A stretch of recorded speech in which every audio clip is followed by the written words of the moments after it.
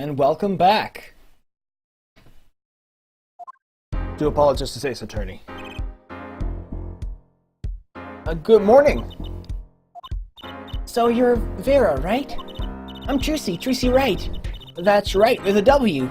But not right, right? We're on your side. You can tell us anything, please. Good morning. She speaks. Not bad. But I think you'd do better with a little smile, you know? You're so pretty. You need to sell yourself, you know? Tracy, let's take it easy for starters.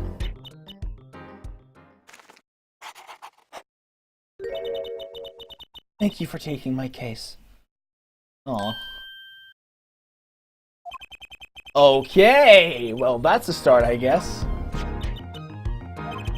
There she goes again with the nail polish. That's great, really. It's so cultured.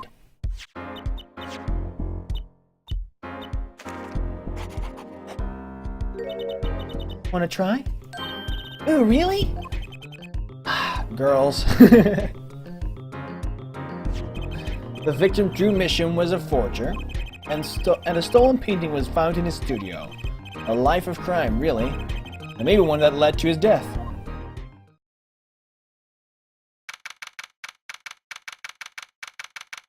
October 8th, a.m. 10 a.m. District Court, courtroom number 3. Ah. The prosecutor. Well, we will now begin the trial of Vera Mission. Is the judge okay? His voice is all raspy and he's looking all around all nervous like.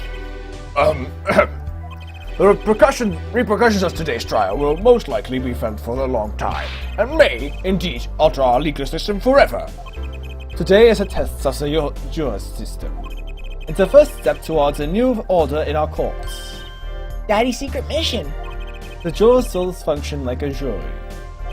It is hoped that inclusion will help the courts to better reflect the people's view. Why, aren't there any jurists in the courtroom? 3 closed-circuit cameras watch this courtroom at all times. The jurors have access to everything that transpires. Jurists judge well and judge cool. Now see here, Prosecutor Gavin. I was going to say that. Ah, my apologies here, Judge. The music is messed up and I can't do anything about it. Jurist, today, judge today's trial coolly, if you would be so kind. The jurists are unbound by the letter of the law. They don't affect the trial with evidence, but by their feelings. And we're about to find out just what effect they're going to have. I'll close another tab. I'm not losing frames. Prosecutor Gavin, the details of the case, if you would. The victim is a painter, Drew Mission. He was killed in his own studio. His coffee was poisoned. By whom, you ask? By none other than the defendant, Vera Mission. Objection! There wasn't any poison in the coffee! Achtung! Someone has been doing their homework. Indeed, poison was not present in the coffee, but on the mug itself. The mug? Ah, residue was found on the rim, I see. The autopsy report describes the manner of our victim's death. The court accepts this as evidence. Oh, there's been a bit hard. Our court record has been reorganized. According to this report, the victim's death was caused by atropine poisoning, a chemical compound that does not occur naturally. Lethal dosage is a mere 0.002 milligrams. A touch of atropine in the body is the touch of the Reaper's scythe. Very well. Prosecutor Gavin, you may present your witness. I have for you today a simple man for a simple case. A man who witnessed the murder in its entirety. A journalist, no doubt. The witness will state his name and occupation. Ah, right! Well, for starters, my name is Brushel. My job is a lone observer of the world. In other words, a freelance journalist, right? If you don't mind, I'd like to state something here for the record. Yes, Mr. Brushel. I dislike conclusions, specifically the jumping to aspect of conclusions. Preconceptions make park sandbox of endless desert waste. End quote. But you are a journalist. You said so yourself yesterday. Well, that's true, yes. But you must understand. I stand before you today with a man with a dream. I'm offering you my testimony in exchange for exclusive rights to the story. Scoop turns Mr. Brushel into that Mr. Brushel. End quote. Let's hear your testimony then, shall we? A simple case, eh, Gavin? For me, the jury is still out.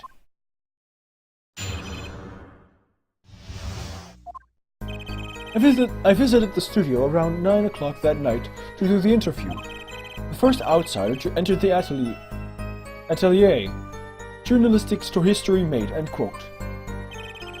His daughter brought us coffee right after we started. And you know what happened next. Star falls, end quote. No one else entered the room beside her the whole time. That does sound like a simple case. Unless you are the one who poisoned him. What are you saying? Judge! Need I remind you, the cameras are rolling today. I felt the need to be a bit dramatic. You didn't do it, didn't you? Did you? Me do a thing like that? Come on, that's like newsmaker making the news, end quote. Or even contemporary witch hunt, end quote. I know, wild accusations rock courtroom, end quote. Rock indeed. Prosecutor Gavin sure looks like he's having fun. I'm so happy for him. Very well, Mr. Justice. Your cross-examination, please.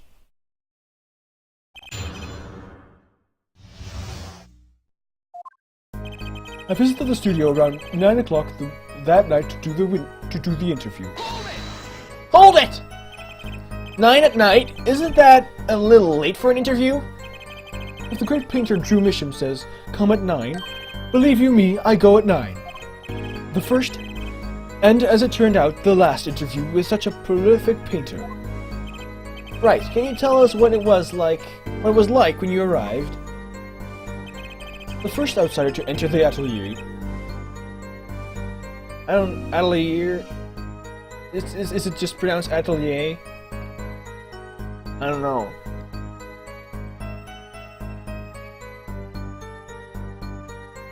History made, end quote. You were the first reporter ever in Drew's studio? Posterity will look back on that night as a turning point in journalistic history. A basically insignificant step for all mankind. But a giant step for that Brushel guy. End quote. If no one on the outside had ever had access to the studio, then it would serve to reason that the deed was done by an insider. By which he means Vera did it. So how did this epoch-making interview go? His daughter brought us coffee right after we started. Would you mind being a little more specific? Oh oui, let me tell you, I enjoy a cuppa. In fact, it all began when I was in 3rd grade. No wait, 4th grade. That's not what I meant! I believe I know what is driving it. This coffee the victim was served. Did anyone other than the defendant touch it? Right, That's what I was going to say, really. Well now, if you've got a question to ask, you best straight up ask it. That's what I tell all the new recruits, several times, if necessary. Write for a grade schooler. That's my motto. Which isn't to say I can only... Who touched the coffee? I don't know. I was in the back, looking at the studio's equipment when she served it. And what happened next?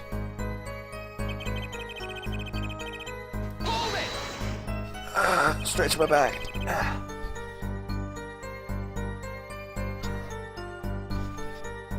What's this about what's this about a star falling?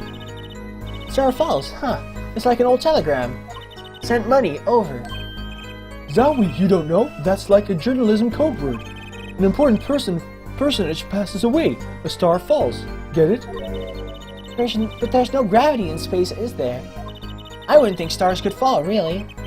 Does this matter?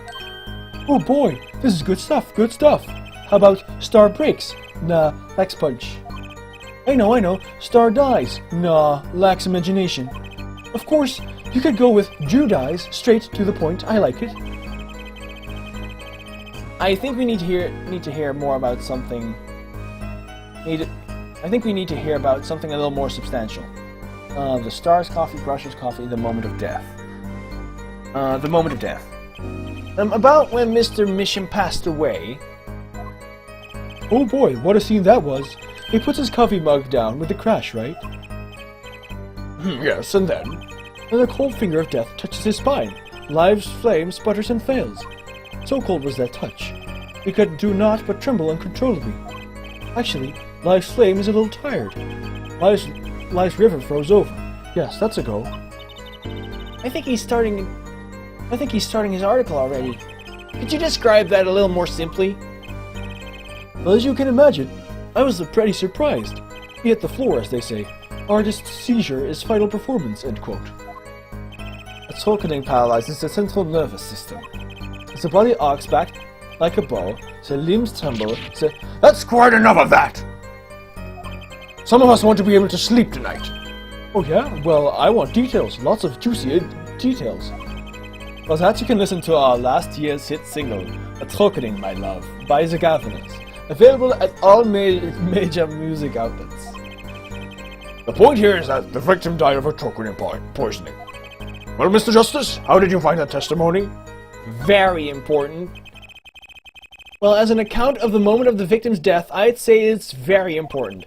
Please add it to the testimony. Very well. The court requests the witness add this account to his testimony. Those spasms, that was definitely death by poison. You say it was definitely death by poison? How can you be so sure? Hey look, I'm a journalist. I've seen a lot of things. And I've had more than my share of experiences with so-called poisonings.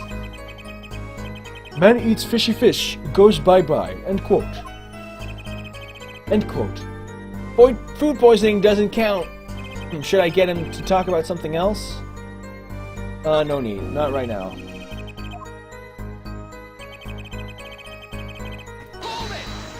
No one else entered the room. Can you say that for sure? For sure? Sure, I'm sure. Your studio isn't a big place, kiddo. I'd know if someone else had come in. What if they had been hiding in there from before? Even if someone had been hiding in the studio, they hardly could have poisoned that mug without anyone noticing. You think I, Spark Brushel, would miss something as obvious as that? No way!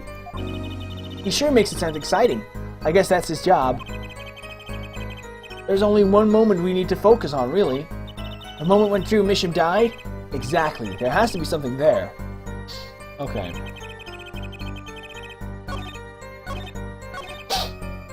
Okay, I can't really do anything about this. This isn't very useful. Oh, my nose is... See you in a little bit. I'll clean my nose.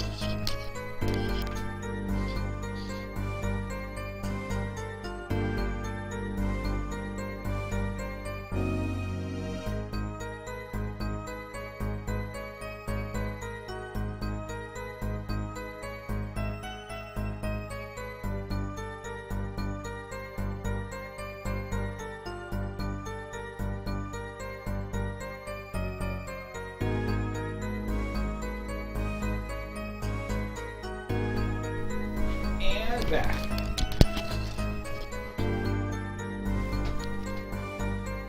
You say it was definitely death by poison.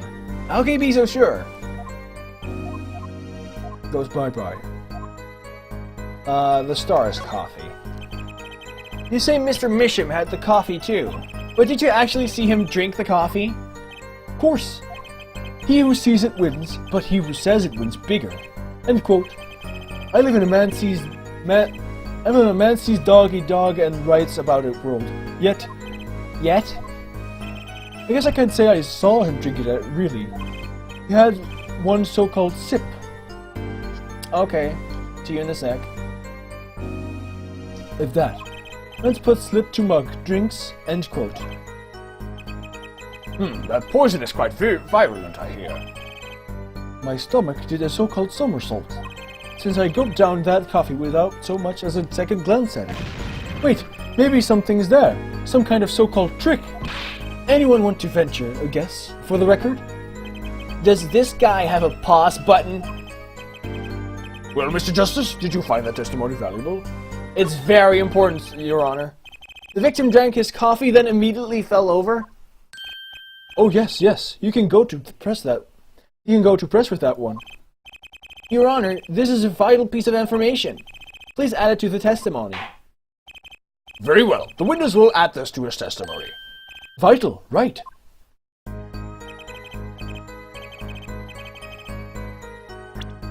Let's present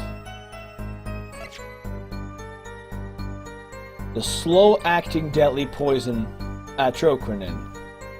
Objection! You know what I have a problem with? A particular property of the poison used, atroquinin. Oh, Prosecutor Gavin was quite clear about the poison. A lethal dosage of 0.002 milligrams paralyzes the central nervous system. If you drank that, even you, Mr. Justice, would be reduced to a quivering pile. Why are you using me as an example? Unfortunately, we weren't told everything. There was a vital omission in Prosecutor Gavin's information. An omission? Atroquinin is as violent as he says, but death doesn't come upon ingestion, not immediately. That's because atroquinin is slow-acting. Slow-acting? What? According to one forensic scientist, it's one of the most virulent poisons, but it's absorbed into the body astonishingly slowly. It takes at least 15 minutes from the time of ingestion for the adverse effects to show. If we suppose that the moment Mr. Misham sipped the coffee was when he sealed his fate, then he still would have had time left to enjoy his last cup of joe! Order! What is the meaning of this? If what the defense says is correct, why? That contradicts the entire testimony we just heard. Well, Mr. Brushel, anything to say on the record? Slow-acting. S-L-O-W-A-C-T. It was virulent, all right. Even then, it already had begun digging its claws into the journalist. He's working on his scoop.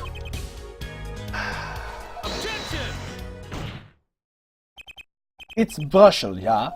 Yeah, Brushel. Let's take a trip back down to memory lane. Huh? Did the victim really die the instant he took a sip? Think it over. This is vital. You know what I think? I think that was a not so subliminal suggestion, end quote. I admit, it does cause a problem if he died when you say he died. I would be forced to say auf Wiedersehen to my simple case. And you would be forced to say farewell to your article. Come again? You can't write a story based on conjecture, can you? And as the case drags on, other reporters will pick up the scent. And you'll be forced to kiss your exclusive scoop goodbye. Scoop? Scoop? Look, just wait a second. Just 1 second. We're waiting, out with it! I think I just recalled a so-called important detail. A revival of recollection, end quote. A story survival, end quote. Attorney utterly confused, end quote. Actually, I did notice something when I visited the studio. I heard of a poison that takes its sweet time, see? But that's what I've been saying for the last few minutes, apparently. Mr. Brushel, are you saying you noticed something that explains what happened? You bet I am. The antidote for a poisonous contradiction, end quote, you might say. Or, I still have no idea what you're talking about, end quote, I might say. I figured it out, but only after an in-depth interview. See, thanks to my journalism skills, I know who poisoned that coffee. Order, order, order! As far as I can tell, the witness is standing by his testimony. That Mr. Misham died the instant after he drank. Of course I'm standing by my testimony. And my dream of exclusive rights to this story. Ah, I suppose it was too much to hope for. What was? Of course you wouldn't choose a simple case, not him. Him? Phoenix Wright, who else? Achtung, Herr Brushel, report for us if you would. What is it that you noticed? This court is a critical trial for the jurist system. I'm afraid no room for doubt is permissible. You will testify to the court about what you noticed. What Brushel noticed. When I arrived at the studio, Mr. Misham was at his desk. He seemed to be writing a letter, but he quickly sealed the envelope. I thought nothing of it at the time, of course. Now that I think about it, what if he was writing a suicide note? What if he was writing a suicide note? A suicide note? Yes, he had this look on his face. Man's face inscrutable as a quadratic equation. End quote. Suicide? Poor Mr. Misham. But that means Vera's innocent. Would someone commit suicide in the middle of an interview? Oh. Well, you may begin your cross-examination.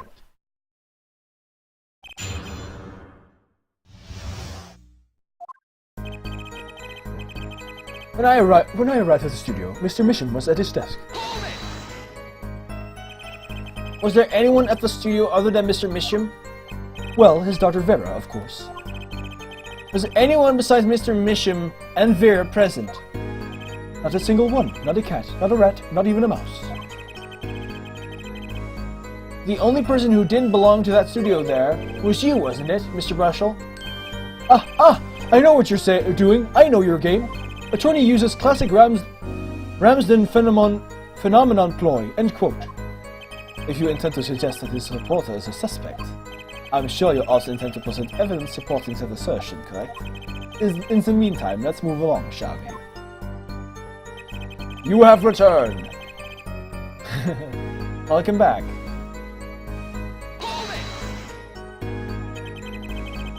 So he put the letter away when he saw you. Pretty reporter gets worm. End quote. That's my secret. I'm not sure I follow. It's the night of the interview. I arrive 15 minutes ahead of schedule. The handle turns, the door opens, and I barge in. Are you sure that's okay to do? I mean, isn't that unlawful entry, really? Mr. Misham sure seemed to think so. You should have seen him. He crammed his letter into that yellow envelope as fast as he could. I know a secret when I spot one, and that was one. It does seem significant. Well, Mr. Justice? I wonder. It does have a ring of something important. Add the testimony. The defense find this testimony vital, Your Honor. Very well. Please add it to the testimony, then. Hey, why not? My account comes free of charge. There's a yellow envelope. I heard it was left at the crime scene. And you saw him seal this yellow envelope with the letter? Hey, don't look at me like that. I saw what I saw. Oh, you think this might be a big break? Yeah. What I need is to show some decisive evidence now. I thought nothing of it at the time, of course. Alright. Oh, whoops.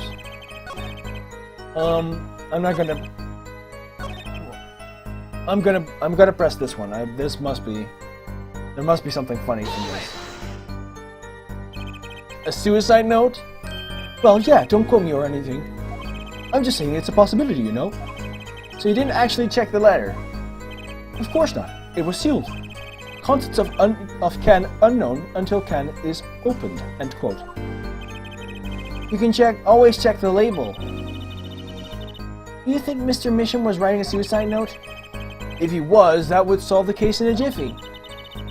It kind of makes me wonder about the letter. Well, of course, it wasn't a yellow letter or a yellow envelope. It was a red one. Objection! As it just so happened, there was one single letter in a desk drawer at the scene. In a red envelope! What? Prosecutor Gavin, Yes. Was a yellow envelope found at the scene of the crime? Unfortunately, no. But her forehead. It's easy to mistake a color of an envelope. I guess, but not this envelope. You see, it was postmarked already, 7 years ago. Well, Mr. Brushel? I can explain that. Drew, right? He wanted to get that letter in an envelope pronto. Get it out of sight of my beady eyes, right? So he grabbed the nearest envelope and crammed it away. What about the whole red and yellow envelope contradiction, chump? Well, Mr. Justice, have you anything to say to the witness's claim? That night, the victim put a letter he had been writing in a red envelope. It's impossible. It's entirely... Did I say possible? I accidentally pressed possible. Anyway, it results in the funniest thing. We checked the contents of the envelope yesterday, didn't we? Oh, you're right. The answer was clear if I'd only given it a little thought. As it just so happens, the defense team investigated the contents of this envelope with the assistance of a forensic scientist. But note that this letter is addressed to Drew Mission. Oh? Why would he address a letter to himself? Let alone send a suicide note to himself? I've been scooped! Order, order, order! Mr. Brushel, can you explain this to the court? Oh, my. How could I have forgotten? I suppose this happens to the best of us. Reporter gets old, forgets lots. End quote. I'm still waiting for an explanation, Mr. Brushel. Well, that's the thing, see? After he put his letter in that envelope, Mr. Misham sat there, searching his desk drawer for something. His desk drawer? Yes, a stamp, a so-called postage stamp, end quote. A stamp? Whatever for? Well, to mail his letter, what else? And then, why yes, I think I saw him put it in his letterbox. Yes, it was a yellow envelope, and he put it in that box. Well, apparently, this yellow letter has nothing to do with the case. Oh, how I wish it did. Just think if that were a suicide note. What a story! Star writes suicide note in front of reporter. Falls. End quote. As I was saying, that has nothing to do with this case. That said, Yes, Your Honor. it makes me wonder about the contents of that red envelope.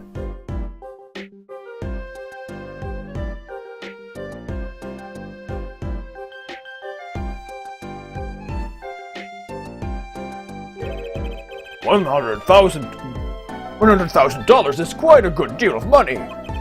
So this was from 7 years ago, yeah?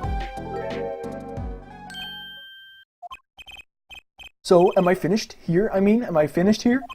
I was thinking of, going home to start writing.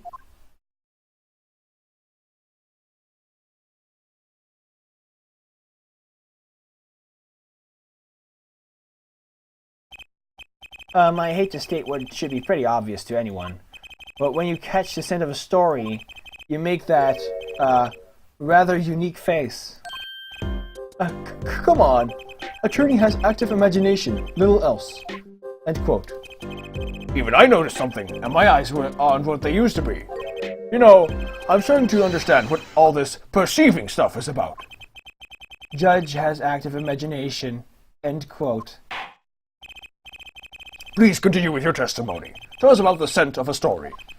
Hey, I'm the one asking the questions here. Usually.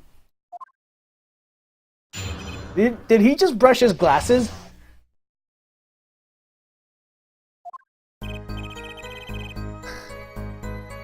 Actually, it took a bit of work to get a thumbs up on the interview. Reporter leverages story, gets this interview, end quote. The story concerned a certain case from 7 years ago. That red envelope probably had something to do with it. Say what you will, but Drew's talent was without compare. So you threatened to go to press with this story. That's how you got your interview? Blackmail? Well, yes. No! It wasn't exactly black. I'm not, Something wrong, Mr. Brushel. Look! This was my story, my tidbit. Journalist's info is livelihood, end quote. I see.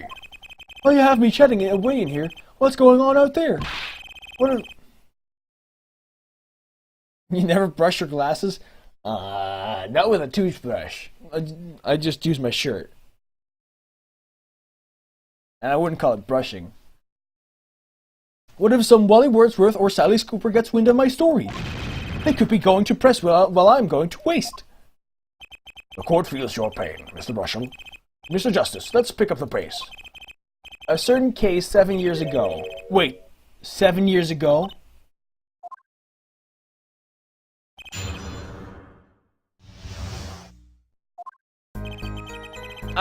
Perceiving! Lever's story gets his interview, end quote. The story concerns a certain case from 7 years ago. The red envelope probably has something to do with it. Let's look in here. I'm gonna get to the bottom of this. The bottom screen. And I know where it is. He's gonna sweat. I still remember this because I couldn't find it the first time I played it. I was so insanely frustrated. And then I found it. Stop. Not there.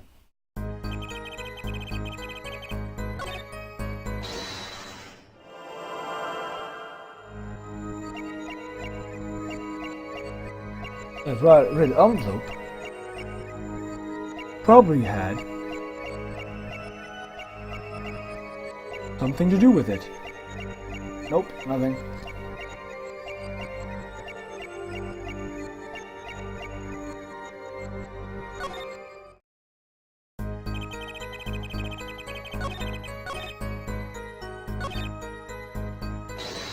Oh, what was the work you needed to do?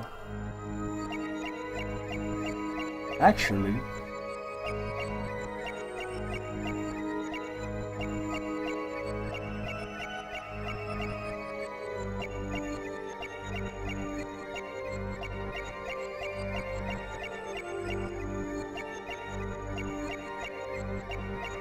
not seeing it.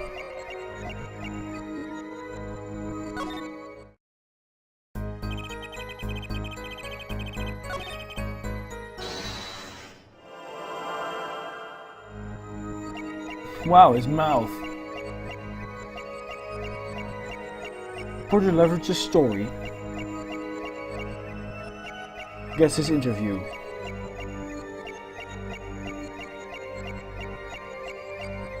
End quote.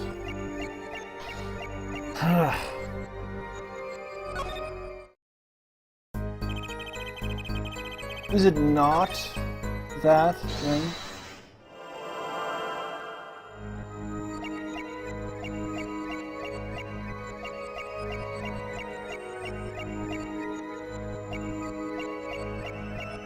A certain case from 7 years ago. Nope. Wait.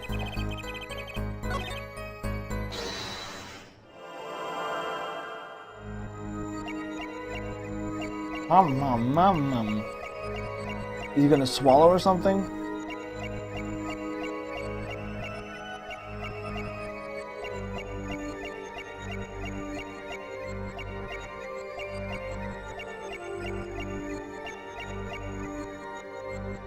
Here again.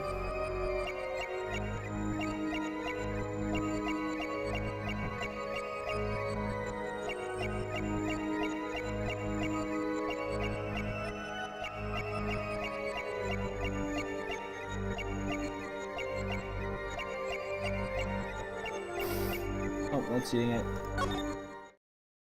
It has to be there. I'm sure of it.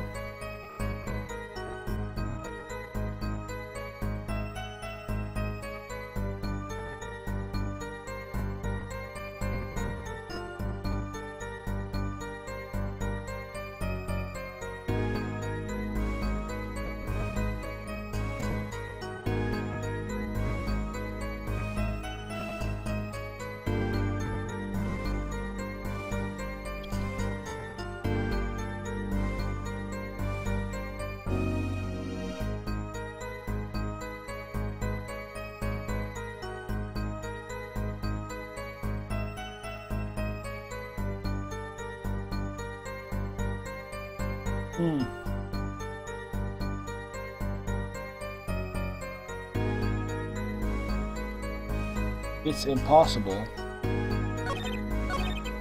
Oh, this is impossible. So I have to press everything?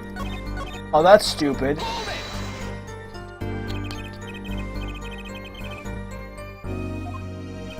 Boy, I guess not even my considerable charms did much for him. Oh, hold on. Stop. Stop screen.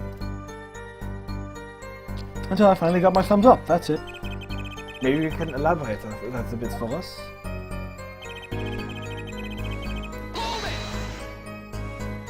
Exactly what sort of story was this? Oh, little one, like I said. Nothing more, nothing less, nothing in between. End quote. I might have suggested I had a lead on this particular story, but I didn't threaten or cajole or nothing, honest. So a suggestion was enough to get an interview? Mr. Misham must have really wanted to keep it under wraps.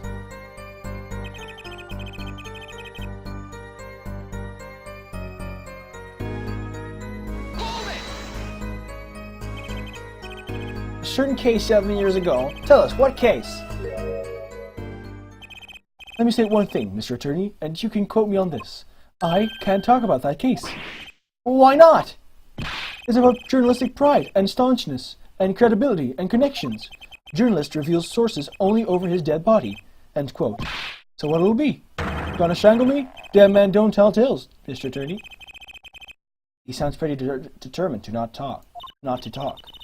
Chances of breaking his will aren't looking good.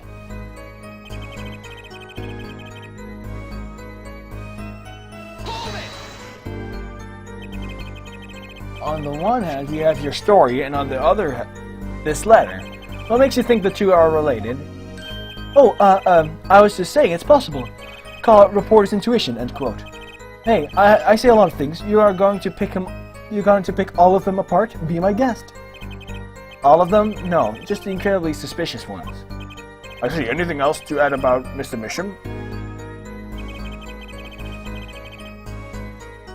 Oh. I missed this one, this fifth one.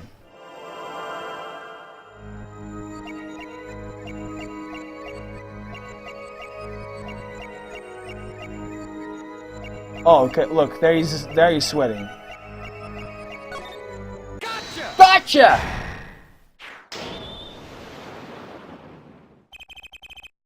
Sweat much, Mr. Brushel? Yeah, well, a man can't help his glands, you know. It's more than that. When Mr. Misham's talent was mentioned, you suddenly began to sweat buckets. You're hiding something about his talent. What? That's ridiculous. Evidence time. Let's show where Mr. Misham's true talent lay. It just so happens I have evidence showing the talent mentioned in that letter. This one? I can't help but wonder what the court is supposed to conclude from this evidence. Oh, other than that you've made a horrible mistake. Man burns bridge, forgets to cross first. End quote. Let's try that again. All I have to do is review what Mr. Misham really has to say. Mr. Misham really was. I'll save state for just to be safe. That shouldn't be too hard, right? The talent. The hidden one then. This painting was found in Mr. Misham's studio. There are two problems with this painting. The first is it wasn't painted by Mr. Misham. The second is that there was another painting in the studio which looked exactly like this one, except it was only half done. Then we have a letter discussing a payment of $100,000, which suggests a certain business operation. The business of making forgeries! Arrgh! That was a scoop.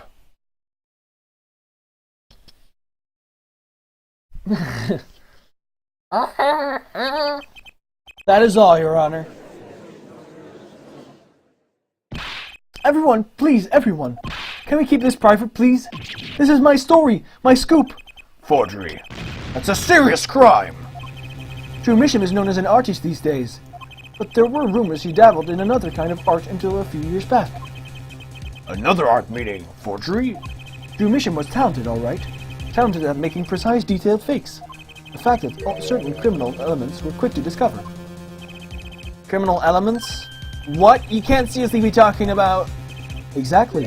I'm talking about forging evidence. Rumors started circulating 7 years ago.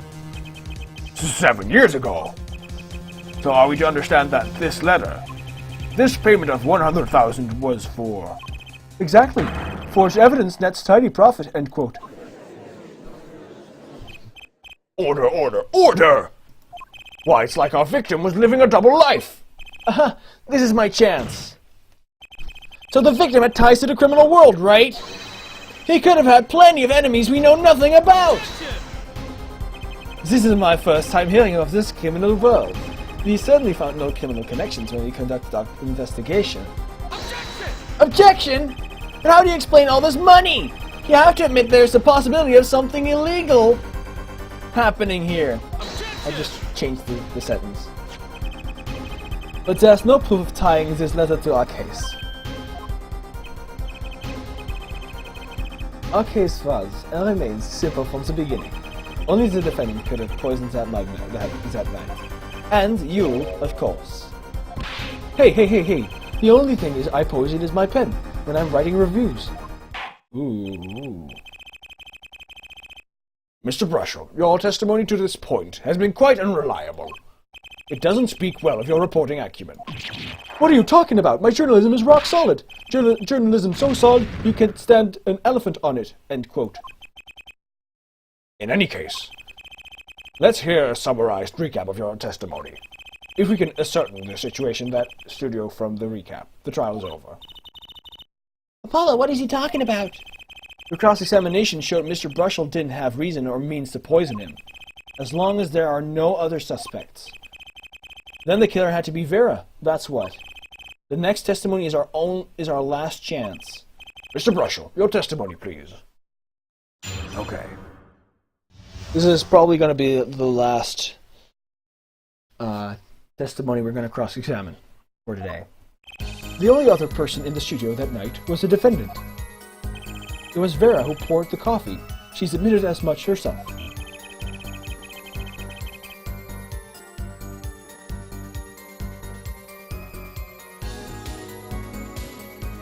Let's see.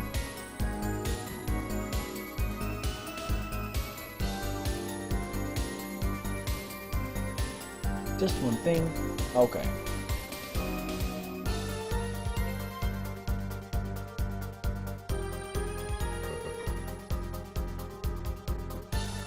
The only thing that touched Drew's lips during the interview was the mug. And nothing left that studio after he died. Nothing. Clearly, the only one who could have poisoned him was his daughter. A nice testimony, clear, succinct, and it is out the room for doubt. Oh, shucks. You really think so? We really think so? I believe this clarifies the situation that night. Very well, Mr. Justice. You may begin your final cross-examination. Right. I still have one trump card left to play. And I won't let this trial end until I use it. The interview, a recap. The only other person in the studio that night was the defendant.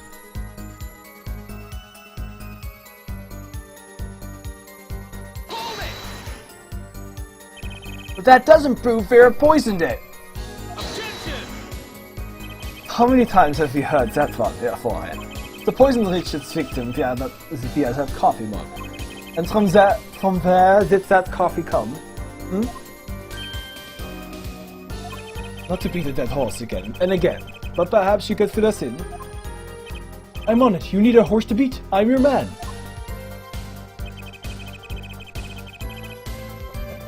Hold on a second.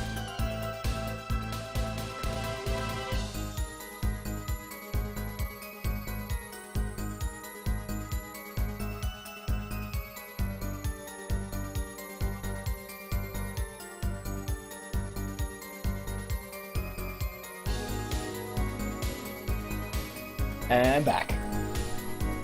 It was Vera who poured the coffee. She's admitted as much herself. And you witnessed her pouring the coffee? Of course I didn't witness it. When she came in with that tray, the coffee was already poured and steaming. Let us not forget, the defendant has admitted to pouring the coffee herself. I heard her statements, I poured, I served, I killed. What? That last part was just a little joke.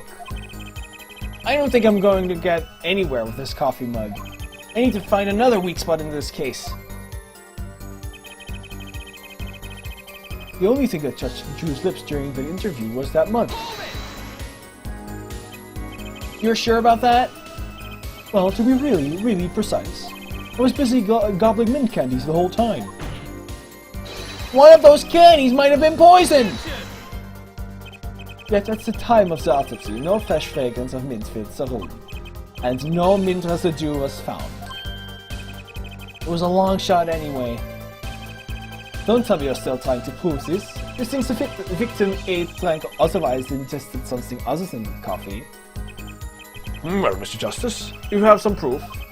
The possibility is there, I can feel it, just maybe not prove it, not yet. That possibility isn't going to cut it, not now. Mr. Misham ingested that poison via a route other than that coffee.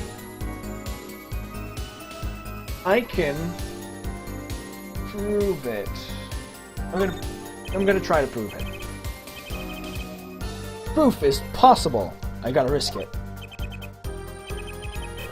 Oh.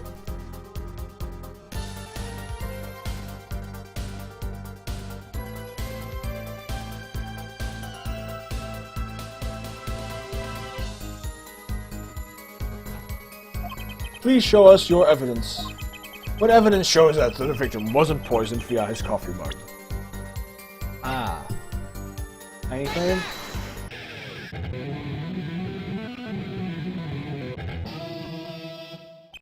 Must I explain this over and over? We don't need possibilities here for it. We need proof, yeah, okay. I know that. You should also know that every proof has its moment. Perhaps you're a bit early.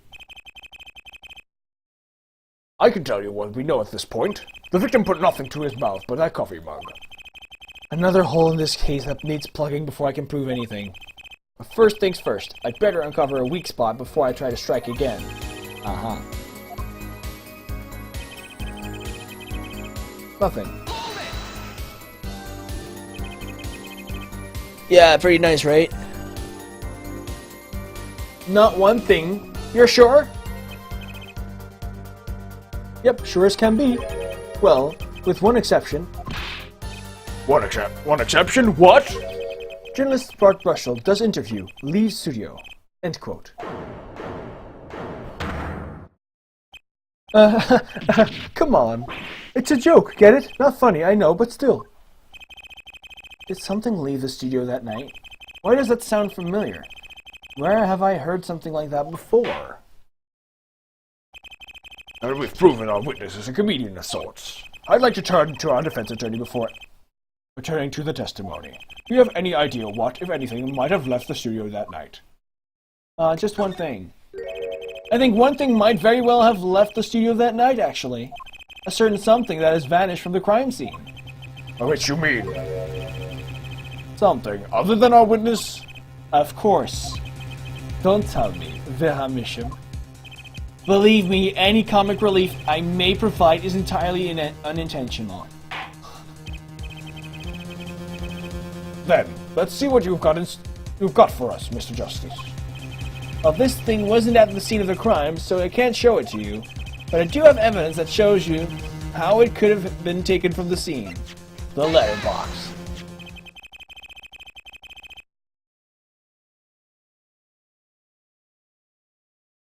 So the moment I close my door, Droppy starts scratching it. Nope, she's gone.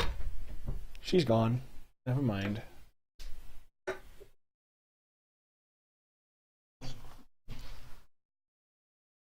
This is the only link between that studio and the outside world. A letterbox? What did Mr. Brushel just tell us? When he entered the studio on the night of the murder, the victim had just finished writing a letter. Yeah, I said that, and yeah, it was true. Furthermore, he went on to tell us that he put the letter in the yellow envelope and put it in the letterbox. Ah! But that very same letterbox was empty. In other words, that night the yellow envelope disappeared. Objection!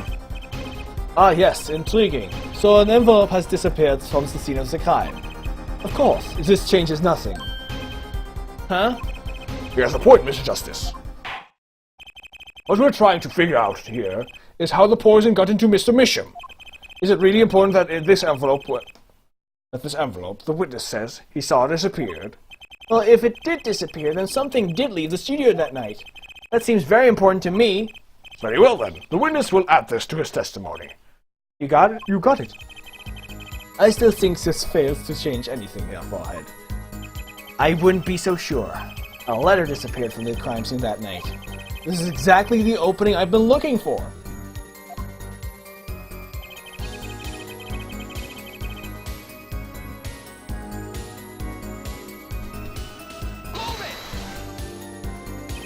Nothing could be more serious than an envelope disappearing from that studio. And you were hiding that fact from us. Yes, well, actually. I don't argue the possibility that the letter disappears from the studio. But here, Forehead, isn't there a much more serious question before us? Right, how Mr. Misham was poisoned, I know. But Mr. Brushel's testimony has changed, which means the facts of the case have too. And what he's told us means something entirely different now. I'm starting to think. Let's keep thinking, Apollo. Okay.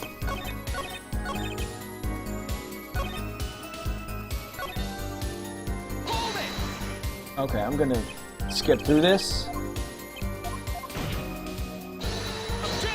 Objection!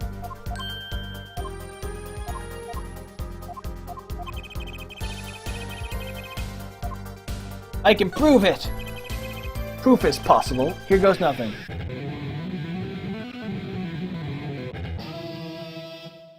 You do understand what we need, yeah? Proof here, Forehead, not possibilities. Of course.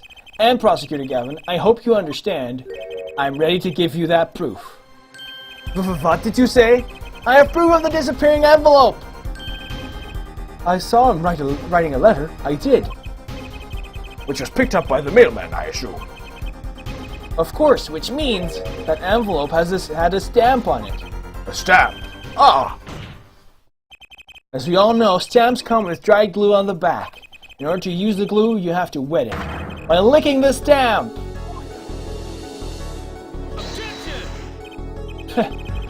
No one worth talking to actually lick stamps in this day and age. Objection! Even if you wanted to talk to him, you couldn't. He's dead after all. Okay, so he licked the stamp. But wait, how does that explain the act talking on the rim of the coffee mug? If you lick the back of a poisoned stamp, the poison would get on his tongue, yes? What would then happen if you put the coffee mug to his mouth, huh? Those traces on the mug weren't the killer's doing, it was the other way around.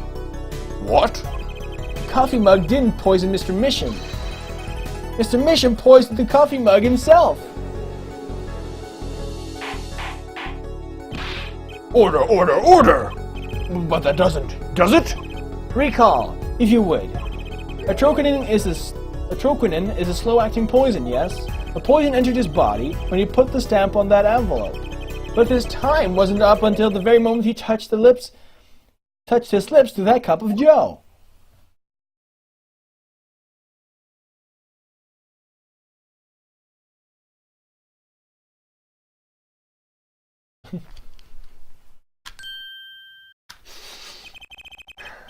You have something to add, Mr. Brushel?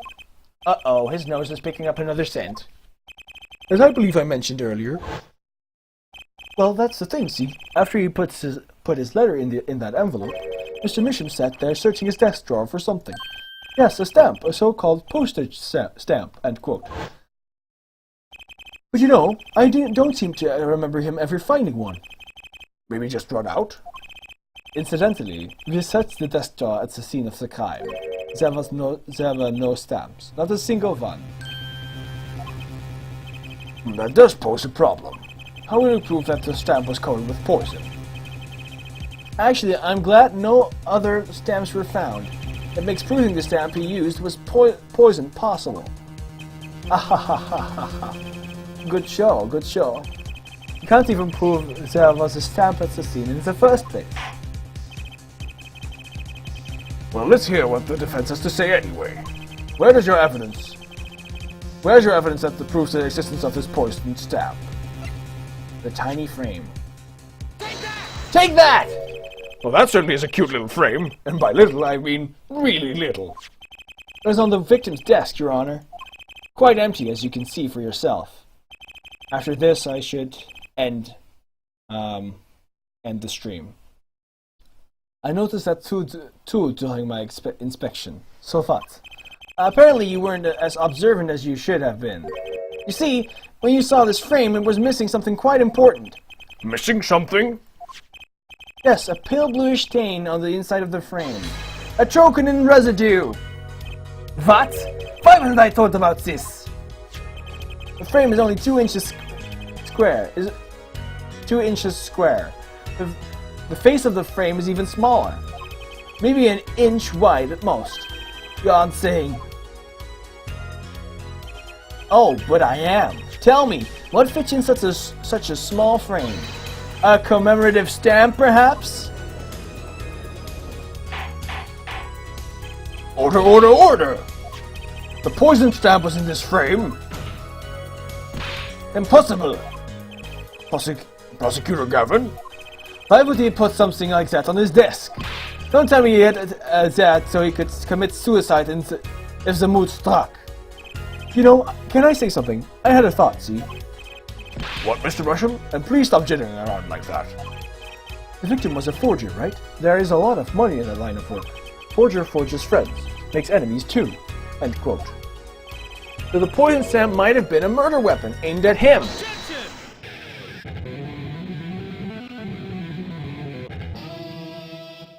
Okay. Oh, rich. That's rich. Leave the ridiculous flights of fancy to the governor's song lyrics, please. Finally, something we agree on. The stamp was a murder weapon? Nonsense! Murder is a simple business. Who would go to such lengths? No one. Oh, I disagree. Come again? Recall, if you would, the victim's reclusive lifestyle. Drew Misham hid from the world. He avoided meetings. His only contact with the outside world was the mail. The mail? Now, if you wanted to kill someone you couldn't meet, but you knew read letters, a stamp would be the perfect weapon. Ridiculous! Where's your proof? I want proof! Shows evidence that this poison stamp was sent to him as a murder weapon. I might not have evidence per se, but things are finally starting to come together. What is it, Apollo? Her fists are trembling. I think I know what happened. I don't believe it, but I can see it. I think I know how Mr. Misham was killed. Well, fill us in, Mr. Justice. A certain piece of evidence points to the truth, Your Honor.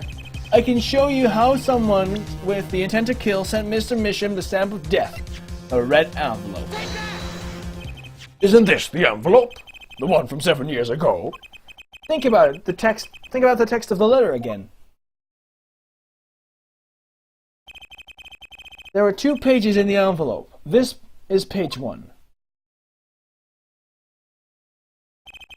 This is page 2. I want to draw your attention to one phrase in particular. Send in the enclosed envelope with the enclosed stamp within 3 days. The enclosed stamp, Your Honor. Ah!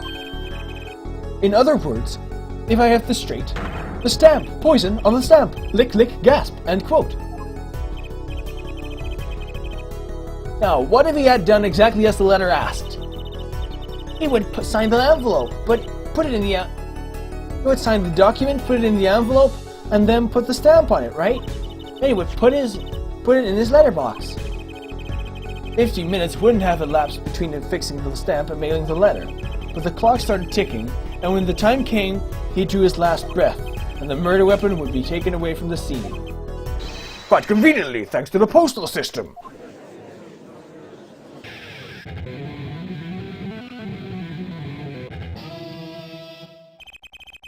Such a splendid imagination, Herr Forehead. You have, Herr Forehead. Let me confirm one thing with you, if I might. So this poison stamp was inside the envelope from 7 years ago. Yeah? Is that what you'd have to... Is that what you'd have us believe, really?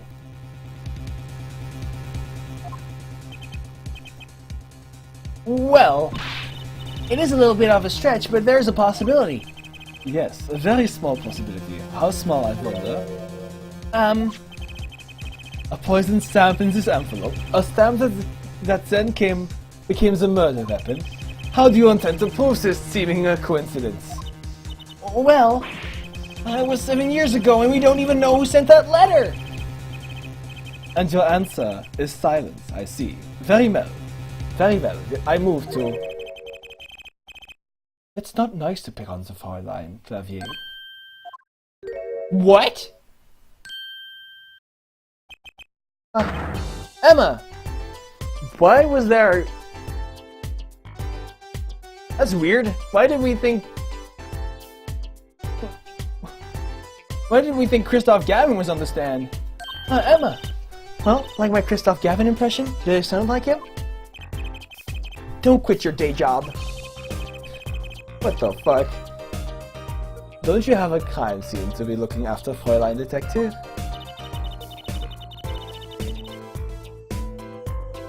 Someone had to come dig you out of the mess you're making of this case.